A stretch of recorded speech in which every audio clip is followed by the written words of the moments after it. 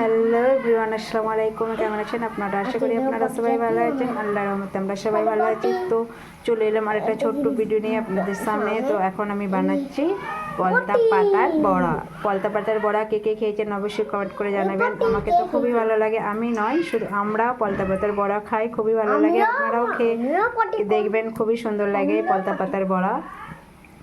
তো এখানে দেখুন ভাজা হচ্ছে পলতা পাতার বড়া। আমার সামাদ যেটা ভালো লাগে, আমি যেটাই বানাই ও আমার সামনে এসে দাঁড়িয়ে থাকে, দেখাচ্ছি। এই দেখুন সামাদ, তুমি কি খাবে? কি খাবে তুমি? এটা পলতা পাতার বড়া।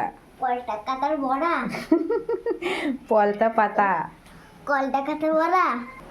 তো এই পলতার পাতা কিভাবে বানাতে হয় আমি বলে দিচ্ছি আপনাদেরকে। পলতার পাতা আর পাতাগুলো আর ডান্ডি ভালো করে ধুয়ে পরিষ্কার করে আমি মিক্সারে ওতেই মানে আদা দিয়ে আমি ভালো করে ব্লেন্ড করে নিয়েছি। তারপরে এতে পেঁয়াজ কুচি, কাঁচা লঙ্কা কুচি, বেসন, তারপরে চালের গুঁড়ি, হলুদ গুঁড়ো, জিরে গুঁড়ো, ধনে গুঁড়ো, লবণ দিয়ে ভালো করে মাখিয়ে এখানে ভাজা চলছে। তো চালের গুঁড়িটা দিলে একটু মচমচে হয়, খেতেও ভালো লাগে, সেই জন্য দিলাম।